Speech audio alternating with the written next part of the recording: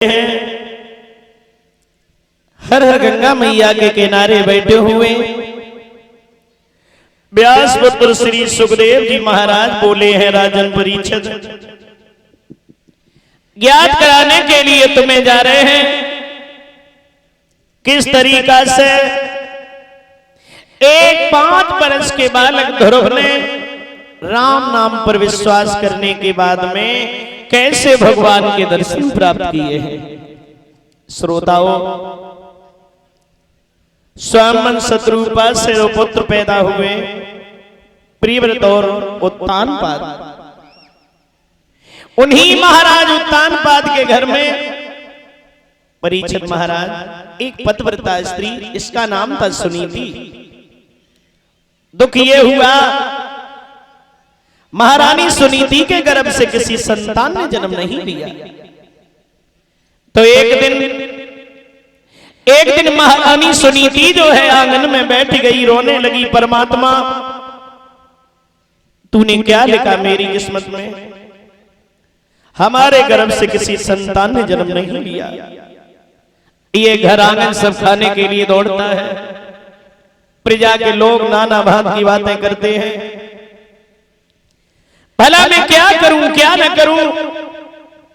महारानी सुनीति जो है आंगन में बैठ के रोई रही, दिल में बड़े विचार हैं, सोचने लगी परमात्मा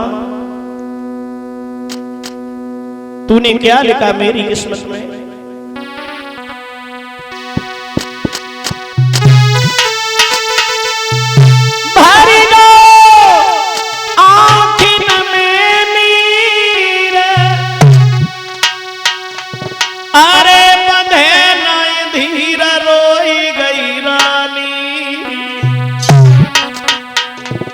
और बिन बेटा के और आंगन में आज हो रही है बदनामी।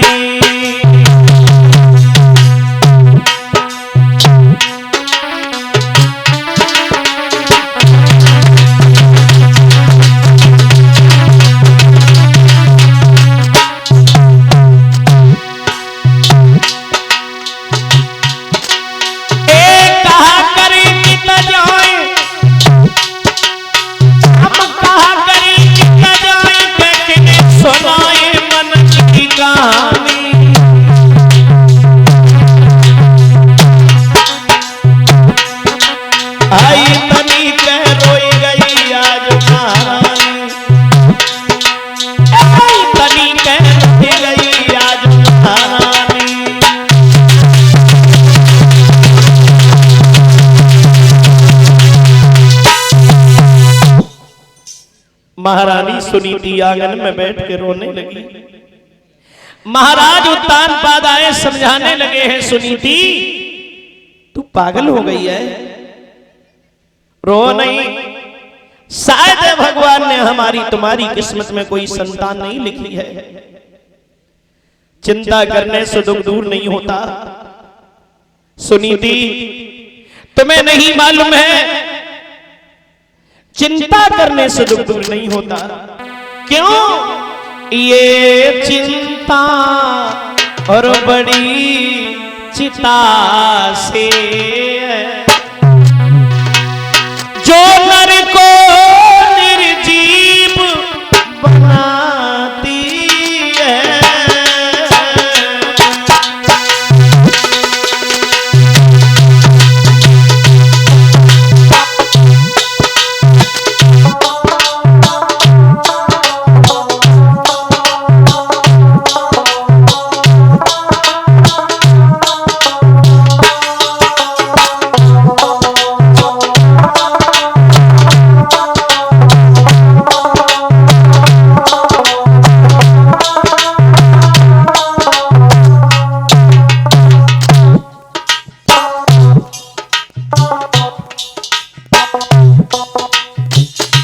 जवाब दिया है। उत्तानपाद बोले हैं रानी तुम्हें नहीं मालूम है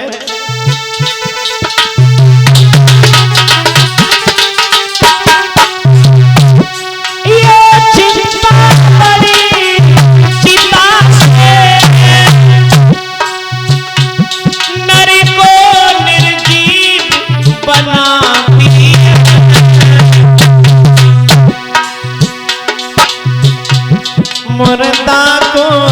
चिता जलाती है, चिंता जीवित को खाती है।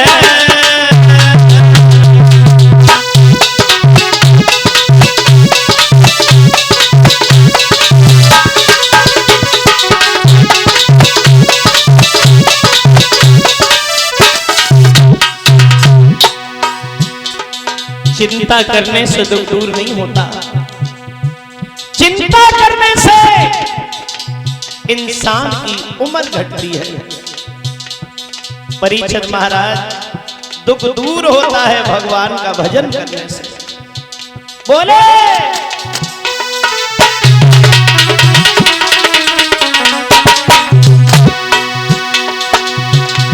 मैं निर्मल हूं तू बाग सही, ये केवल मन का हीला है। सुख देना ना देना लेना सब लीला धर की लीला है।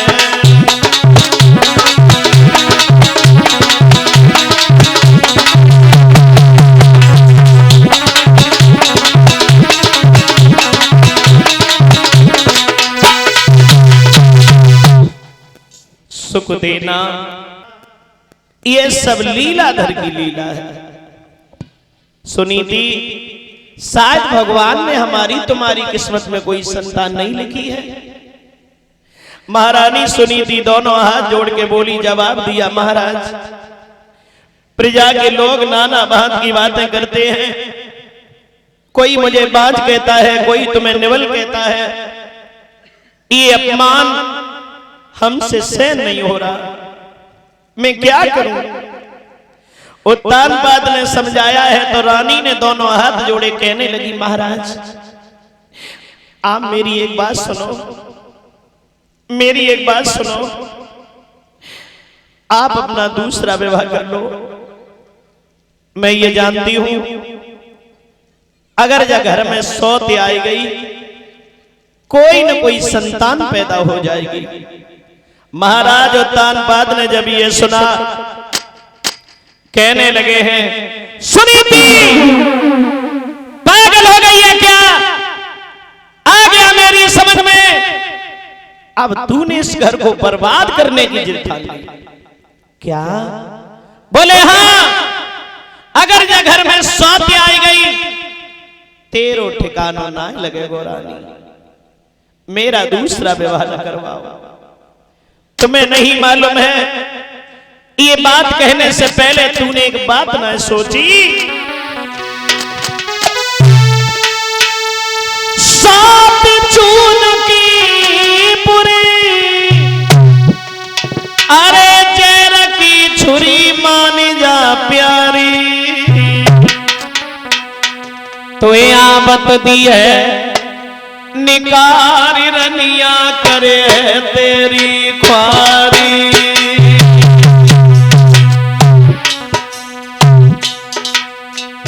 अगर जगह में सौते आई गई तेरो ठिकानो ना ही लगेगो सुनीति, मेरा दूसरा विवाह न करवाओ।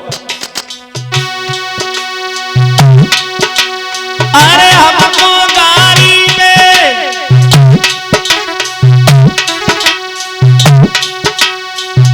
हमको गाड़ी में चैन डाले राज दुलारी रे राज दुलारी,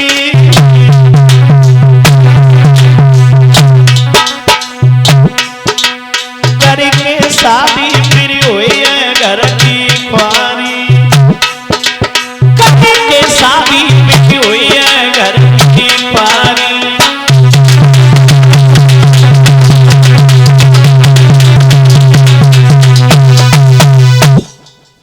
महाराज उत्तानपाद बोले हैं, सुनीति अगर ये घर में सौत आई गई तेरो ठिकाना नहीं लगेगा।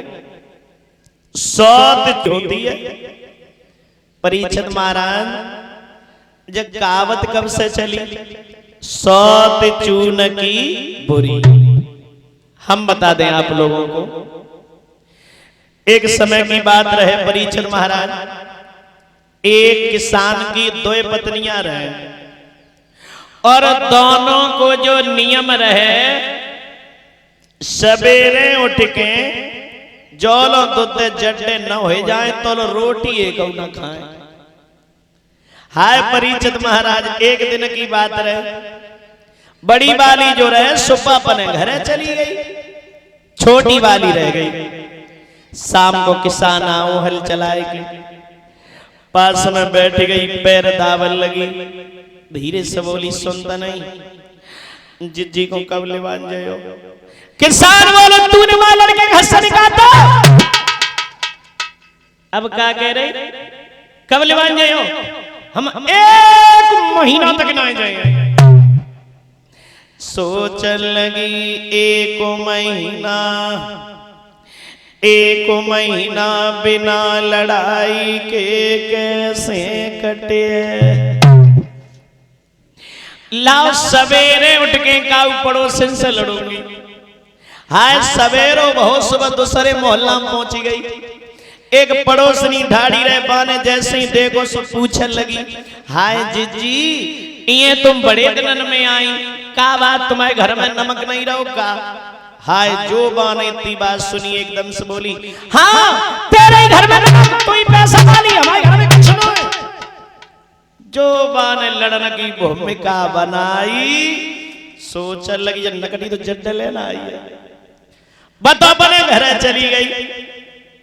अब ये भाव लौट के चली आई। अब घरे आई सो परीक्षित महाराज बने आटा की सौत बनाई ली लड़े बे को और 4 पाइप लेटा ऊपर से लाप उड़ा दो। अब नाली से बैठ के और बर्तन साफ करने लगी। थोड़ी देर बाद बोली, ओ रानी अब तो उठ बैठ, 10 बज गए, हमारी परी सोए रही, मैंने घर को सब काम कर लो। हाय आटा की सौत खा जाना। फिर उठी, चूल्हे मांझ कर दी, आटा गूंथ के रख दो, फिर बर्तन साफ करने लगी। थोड़ी देर बाद बोली, ओ महारानी अब तो उठ बैठ, हमारी परी सोए रही, इतनी गुस्सा रही, नकली का नाकान 2 काट ले।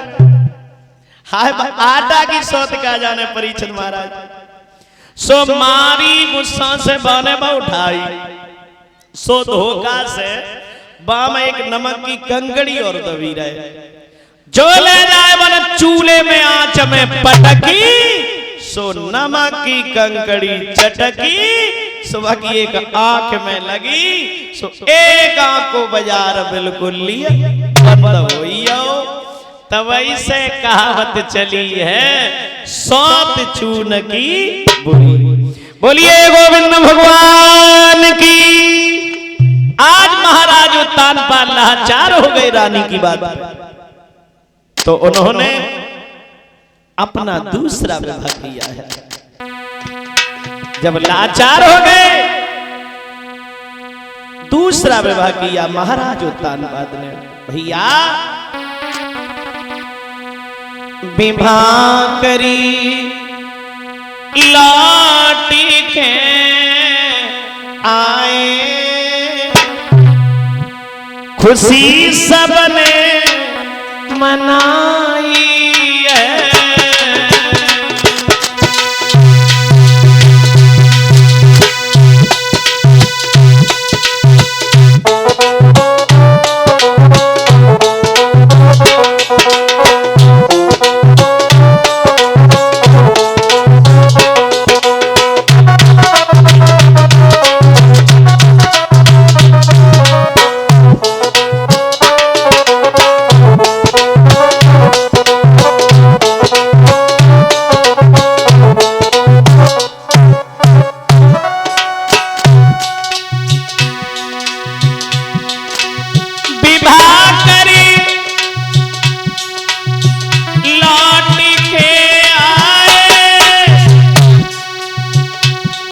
खुशी सबने मनाई है।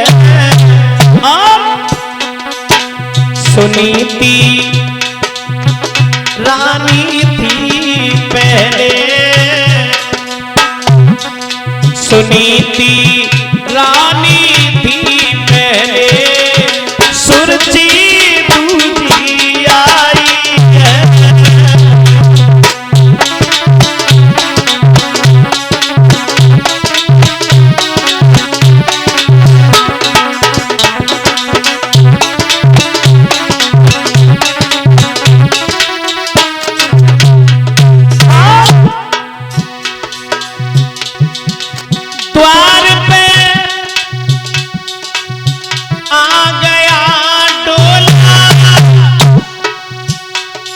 खबरी रानी ने पाई है, बहन को घर में ले यो, बहन को घर में ले यो, तुरंत बाली पढ़ाई है।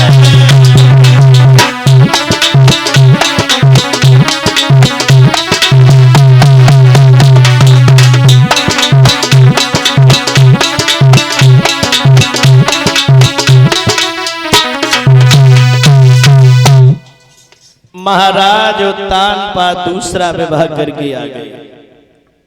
सूरज नाम की नव दुल्हन आई गई, द्वार पर डोला खड़ा कर दिया। लेकिन परीक्षित महाराज, महारानी सुनीति ने जब ये सुना हमारे महाराज दूसरा विवाह करके आ गए, द्वार पर डोला खड़ा है, बांदी को बुलाया। बहन क्या देख रही है खड़ी खड़ी? अरे जाओ ना, हमारी छोटी बहन द्वार पर इंतजार कर रही है डोला में, उससे महल में लेके आओ। बांदी चली, डोला के पास आई, खड़ी हो गई, दोनों हाथ जोड़ के कहने लगी है, महारानी आप यहां बैठी हो, चलो मेरे साथ महलों में, तुम्हारी बड़ी बहन तुम्हारा इंतजार कर रही है। हाय जो बाने तनी बात सुनी, बड़ी बहन? कौन बड़ी बहन? आ गया समझ में, इसका मतलब ये है सोते हैं जगह में। बुलाइए महाराज को। उत्तानपाद को बुलवाया। सुरची कहने लगी, महाराज तुम्हारे एक रानी थी, क्यों लाए हमें? क्यों लाए हमें? तुमने मेरी जिंदगी को बर्बाद कर दिया, मेरे डोला को वापस लौटा दो। जब तक ये सौत रहेगी घर में, हरगिज़ मैं कदम नहीं दूंगी। मेरे डोला को वापस करा दो। मैंने क्या कहा? क्या बोली अभागनी औरत? जब एक तुम्हारे रानी थी, तो हमें व्यर्थ ले आए हो, वो काम काज को काफी थी, मोई भार झोंकी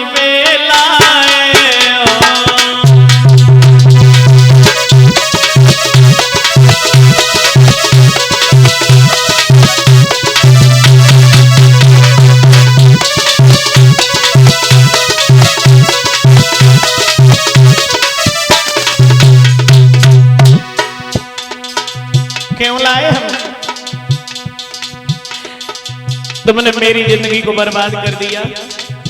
तुम्हें हम कचौरी करके खवाइए, सो खा लियो। मुंह देखो, मुंह कैसे करेगा? कर जाओ, उनसे बता दीजिए। जब एक तुम्हारे रानी थी, तो हमें व्यर्थ ले आए हो, वो काम काज को काफी थी, मोल भाव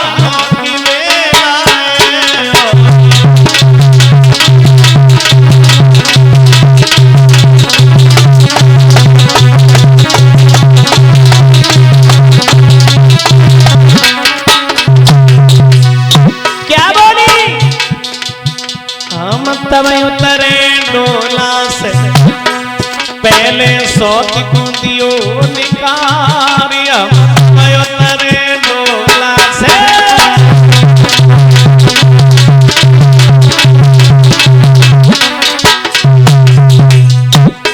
सुन रहे हो? हम तब उतरे डोला से, पहले सौत को दियो निकारिया,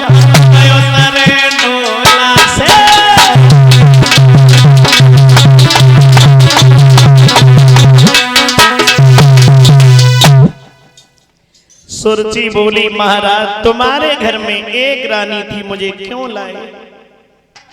महारानी सुनीति बोली है सुरची से बहन तो ये ना मालूम है तुम चलो समारो जागर को, मैं दासी बनी दिना बिताऊंगी।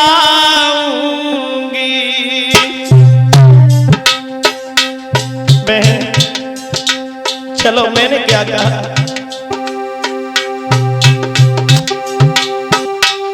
तुम चलो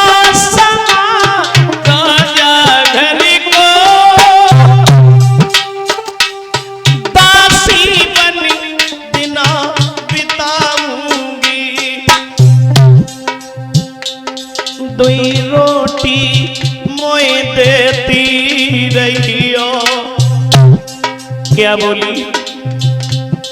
दुई रोटी मोए देती रहियो, मैं तेरो ही लला खिलाऊंगी।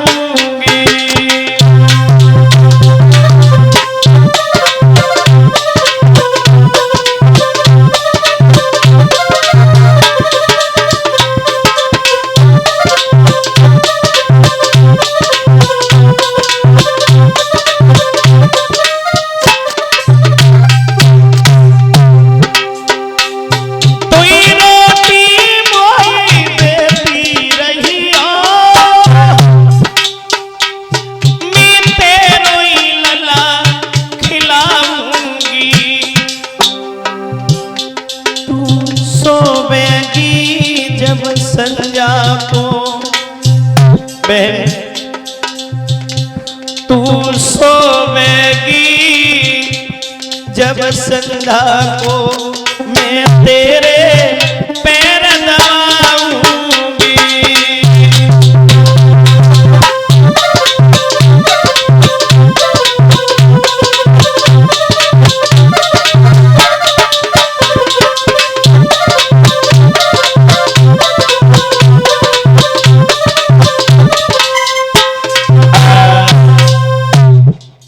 महारानी सुनीति बोली जवाब दिया है बहन, ये घर बार तुम्हारा है, मेरा केवल एक सारा है।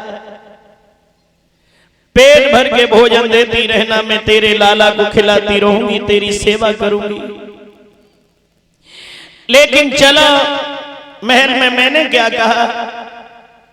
सुरची कहने लगी अभाग्नी औरत, अगर तू मुझे इस घर में रखना चाहती है, कान खोल के मेरी एक बात सुन ले, जब तक तू इस घर में रहेगी हरगिज मैं कदम नहीं दूंगी इस महल में। तू इस घर से निकल जा, खेतों पर झोपड़ी डाल के निवास कर, खाने के लिए जो की रोटी नमक से मिलती रहेगी उसमें गुजारा कर लेना। अगर तुझे ये बात मंजूर है तो मैं जाऊंगी महल में। सुनीति बोली बहन, एक बेटा के पीछे इस राजवंश के लिए सारा दुख सहन कर लूंगी मैं, लेकिन तुम महल में चलो। आज परीक्षित महाराज छोटी रानी ने बड़ी रानी को महलों से निकाल दिया। बाहर इस समय समझ में नहीं आया परमात्मा क्या है तेरी लीला। दई घर से तुरंत निकारी है,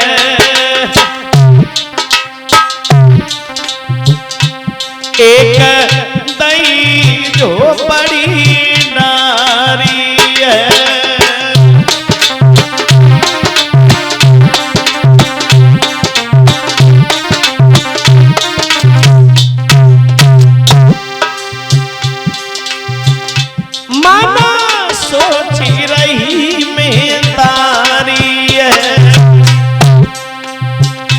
विधि की गति अजब निराली है,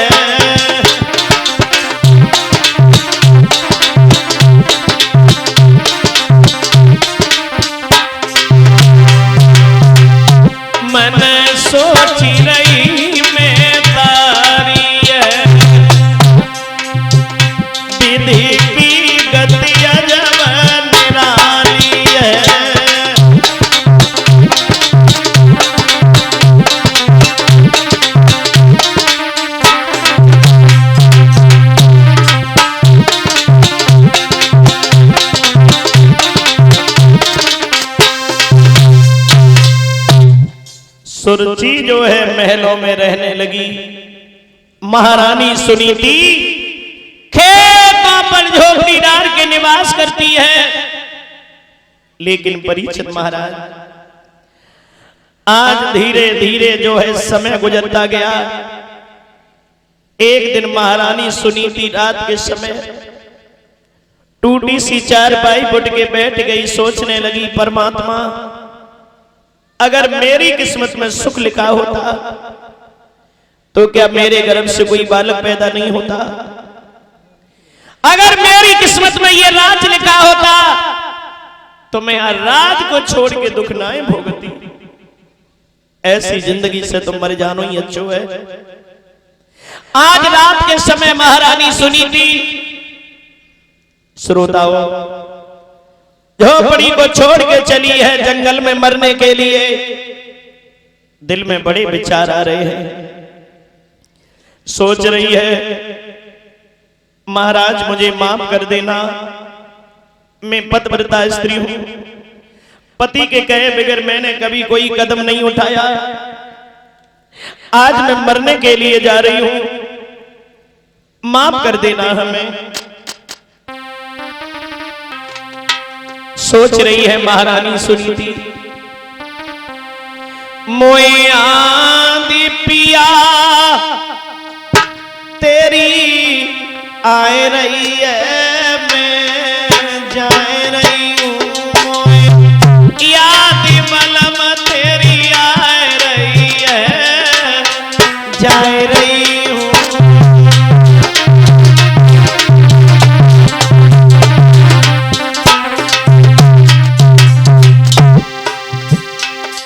क्या करूं मैं? हे मेरे पिया क्षमा करी दीजो,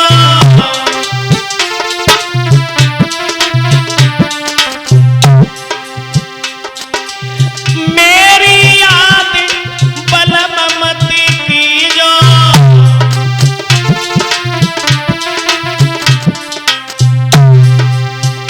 आज गम के गोता खाए रही हूं, मैं जा रही हूं। याद बलम तेरी आए रही है, जा रही हूं।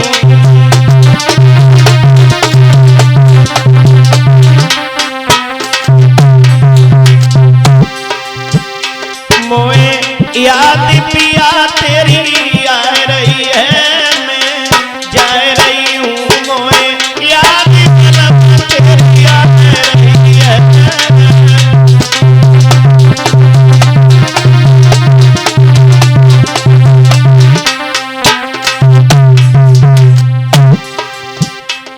महारानी सुनीति जंगल में पहुंच गई मरने के लिए। एक वृक्ष के नीचे बैठ के रोने लगी। सुनीति रोए रही वन में, करी करी समय अपने की याद। सुनीति रोए रही।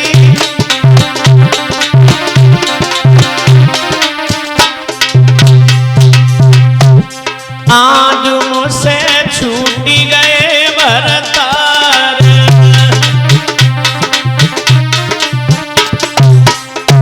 सोच रही है रानी आज मुझसे छूटी गए भरतार।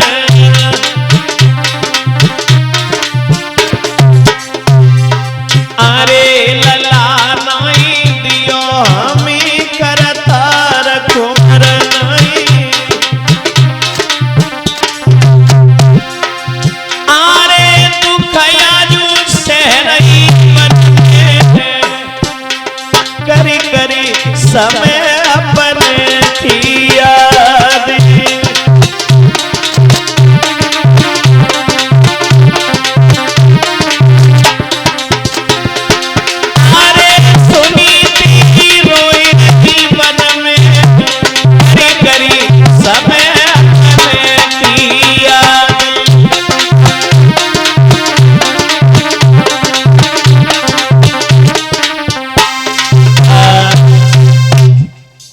महारानी सुनीति जो है वन में बुरी तरीका से रो रही है, लेकिन परीक्षित महाराज उसी समय उसी वन में उधर से देव ऋषि नारद जी बीड़ा को बजाते हुए चले आ रहे हैं।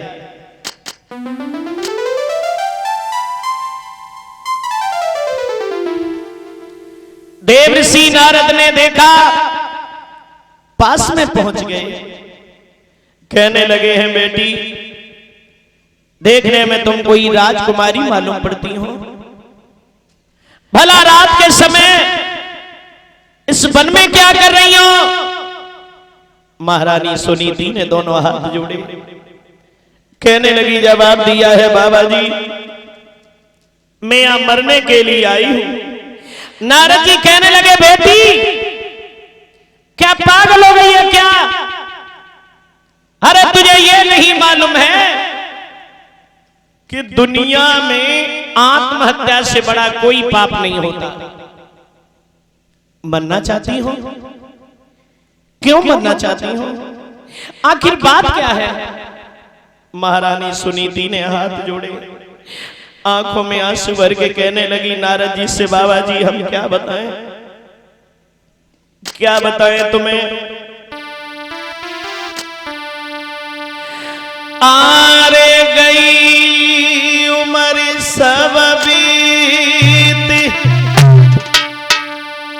भयो ना कोई तारी,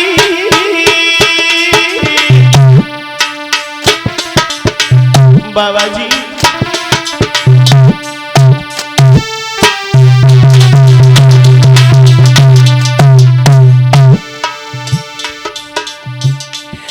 अब जो की रोटी खाए न हुई रही गुजर हमारी, बाबा जो की रोटी खाए न हुई रही।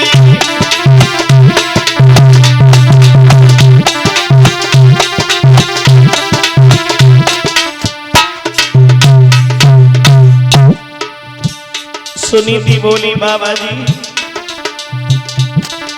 आरे सोती आदत की दवाई,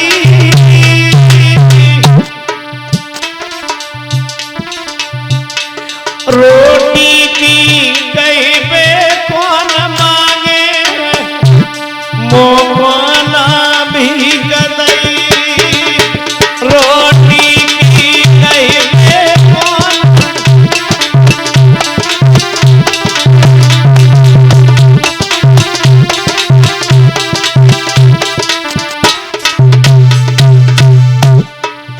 क्या बताएं बाबा जी,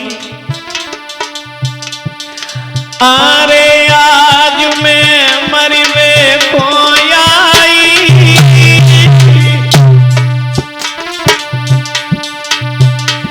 द्रवेशर समझाई, मान गई क्या सीध कराई। अरे भैया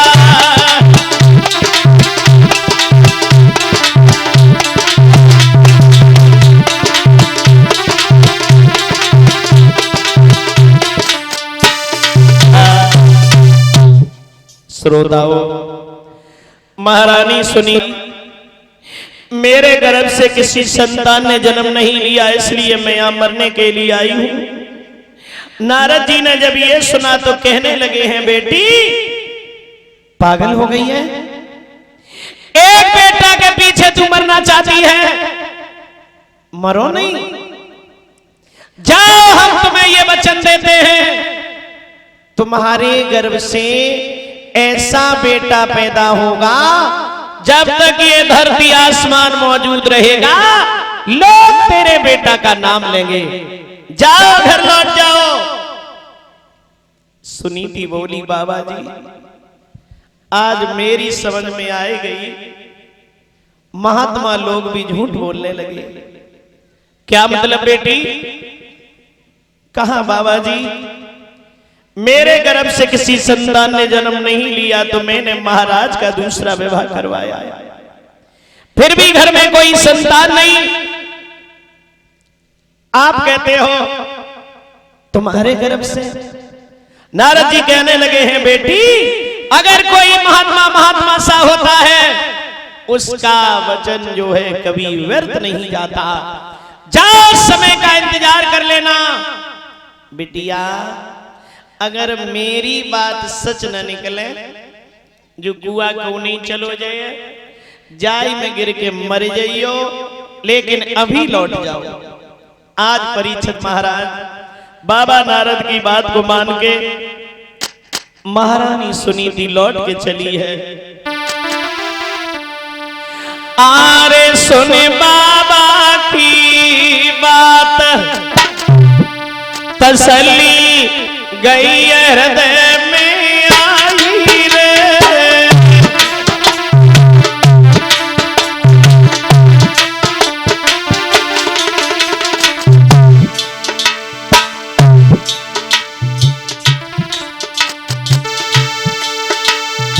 सुनी बाबा की बात, तसल्ली गई हृदय में आई रे।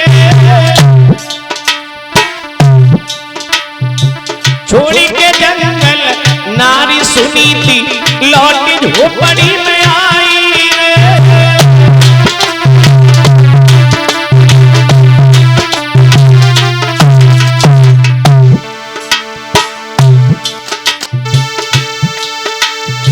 छोड़ी के जंगल नारी सुनीति लौटी झोपड़ी में आई रे।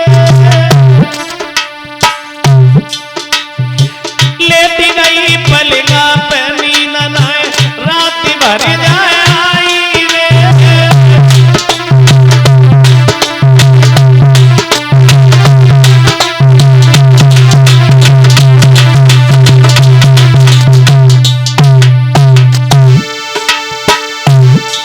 अरे लेटी गई पलंगा पे नींद न आए, रात भर जाए आई रे।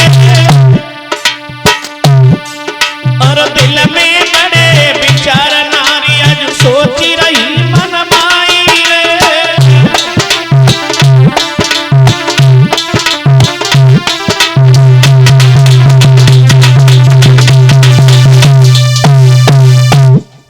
श्रोताओं, बाबा नारद की बात को मान करके आज महारानी सुनीति जो है लौट के चली आई है झोपड़ी में।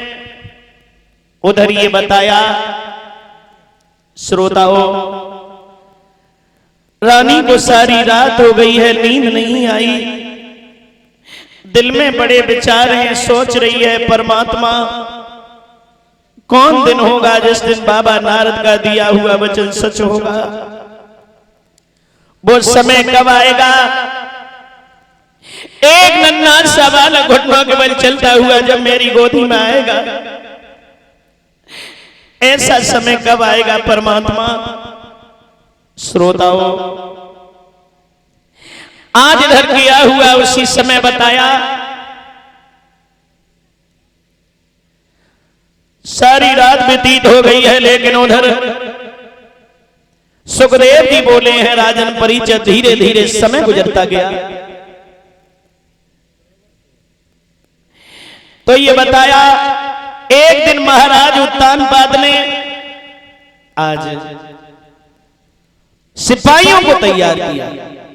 परीक्षित महाराज उत्तानपाद कहने लगे, सिपाहियों तैयार हो जाओ, आज हमें चलना है वन में शिकार खेलने के लिए। श्रोताओं, महाराज उत्तानपाद ने सिपाहियों को तैयार किया है,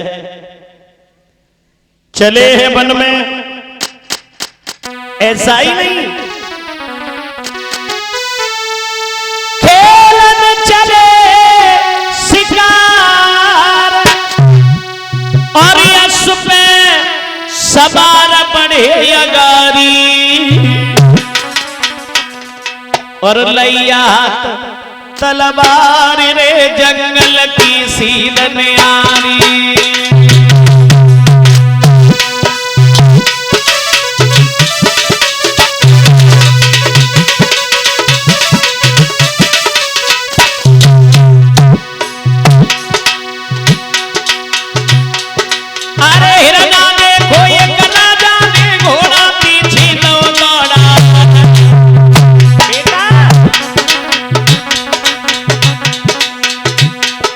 और आगे आगे हिरन आ जाए लो पीछे भूप चलो हर साथी।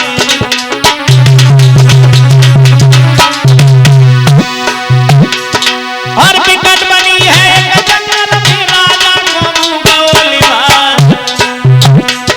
इत सायंकाल हो जंगल में रवि ने ली आंख छुपा है।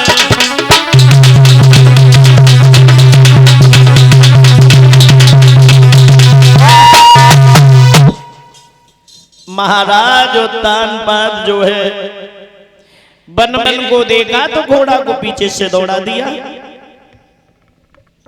काफी रात हुई गई। परीक्षित महाराज सिपाही लोग जो रहे सब लौट के चले आए और महाराज उत्तानपाद जब लौट के आए क्या देखा उन्होंने? सुरची जो रहे बने किवारे बंद करे बतो परे के सोई गई बाय कोई मतलब ना। महाराज उत्तानपाद आए द्वार पे खड़े भय किवारे बजाने लगे। आवाज लगाई सुरची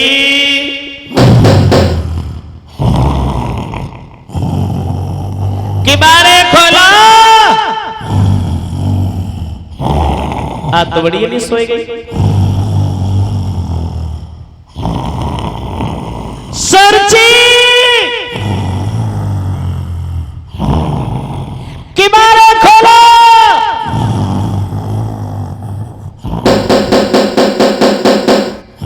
खोले ही ना मत खोले धरी रहो। अब किवारे कौन खोले? परीक्षित महाराज। सुख नींद सोई गई रानी राजा की सुनी ना कोई मानी है।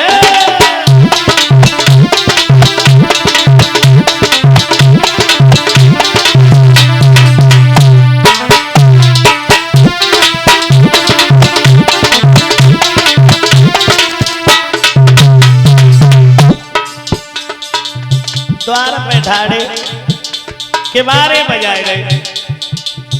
सुरची अरे किवारे खोलो।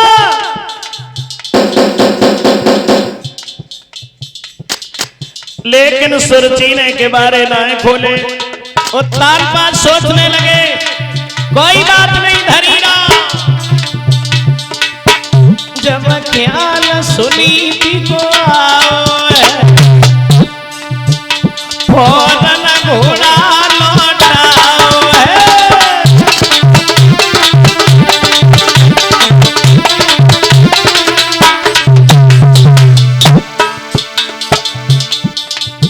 जब ख्याल सुनी थी को आओ है फौरन घोड़ा लौटाओ है भैया।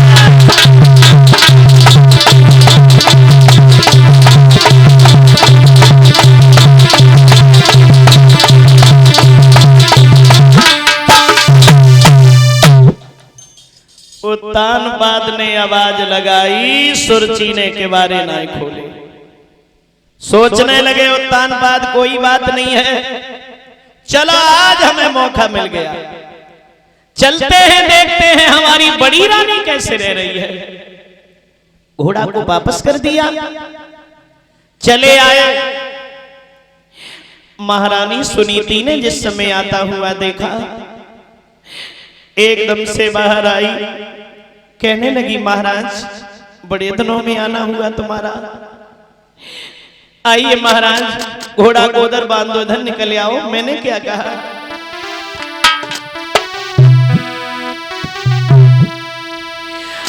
आवत देखे पिया मगन भोहिया खुशी वही वारी गया तबलम को ले गई रे के पतिव्रत प्राणन प्यारी।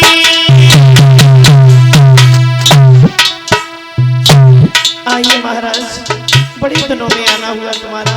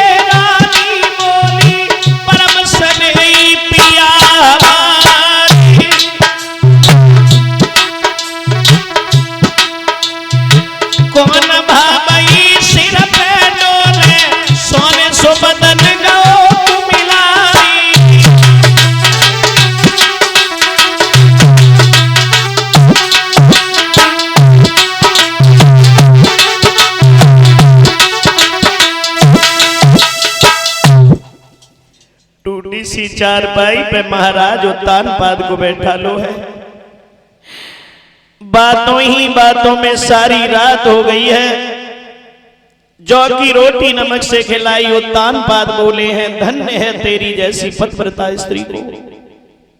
एक बेटा के पीछे इस राजवंश के लिए तू इतना दुख सहन कर रही है, धन्य है तेरे लिए। बातों ही बातों में सारी रात जब व्यतीत हो गई है, जैसे ही सुबह हुआ 4 बजे तो महाराज उत्तानपाद ने घोड़ा खोला, चलने के लिए तैयार हो गए। सुनीति आई, घोड़ा की लगाम पकड़ के खड़ी हो गई। जा रहे हो महाराज? उत्तानपाद कहने लगे, हट जाओ रानी, अरे जाने दो हमें। जा रहे हैं आप, तुम्हें नहीं मालूम है पीठ दिखाए जाता है रे मेरे राजा, कोई निबला जान के गंगा बोई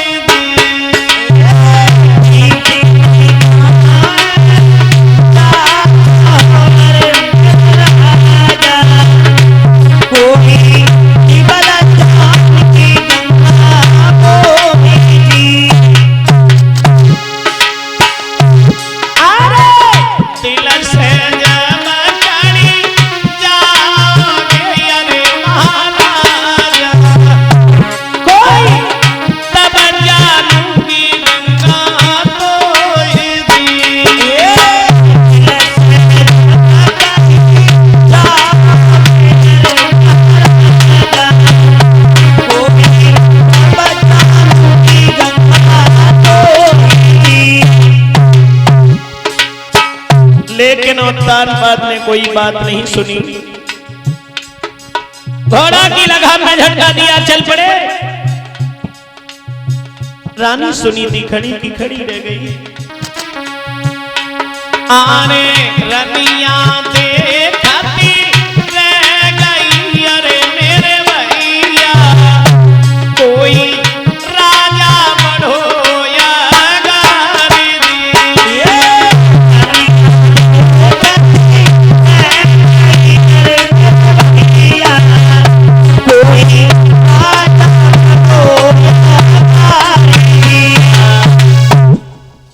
महारानी सुनीति खड़ी की खड़ी रह गई। महाराज उत्तानपाद जो है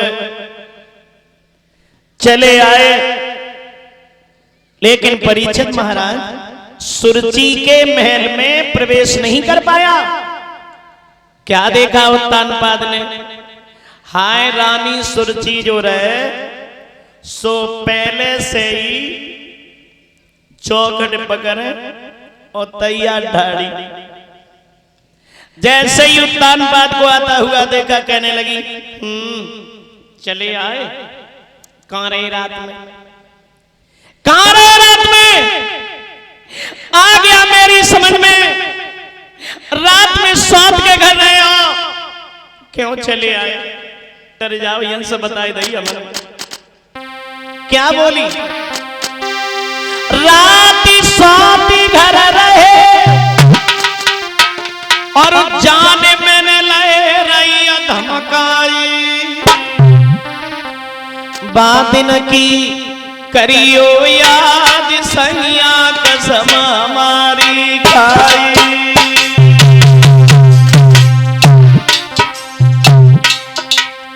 भूल गए बात है, सब भूल गए बात है। मो देखो मो कैसे करी गई। अरे कसम मेरी खाई, कसम मेरी खाई, कसम है खाई।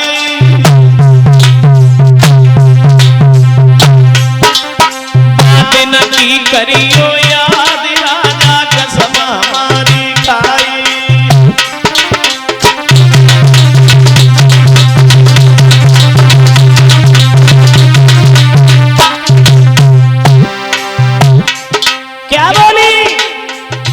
हमने जान लई हमने जान लई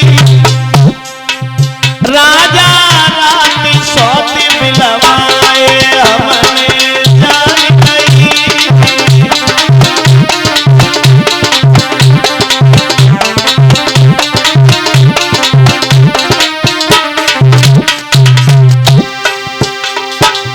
राती सोती मिलवाए राती सोती मिलवाए हमने जान लई सैया रात सोते मिलवाए हमने जान लई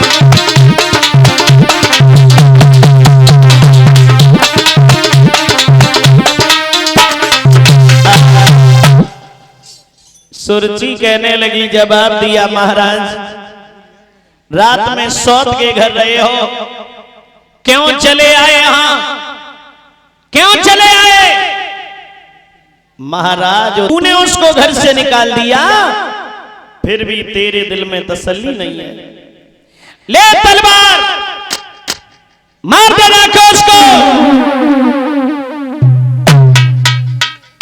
हाय जो इतनी बात सुनी सोई एकदम से नीची पड़ी बोली महाराज कोई बात नहीं हमसे भूल हो गई आप ऐसा करो महलों में चलो मेरे साथ मैंने क्या कहा आज परीक्षित महाराज सुरची उत्तानपाद को महलों में लेके गई है धीरे धीरे समय गुजरता गया सुखदेव जी बोले हैं राजन परीक्षित एक नहीं दोनों रानियां गर्भवती हुई देव ऋषि नारद का दिया हुआ वचन सच हुआ प्रसव काल जब आया है तो दोनों रानियों के गर्भ से एक एक बेटा ने जन्म लिया है बोलिए वृंदावन बिहारी लाल की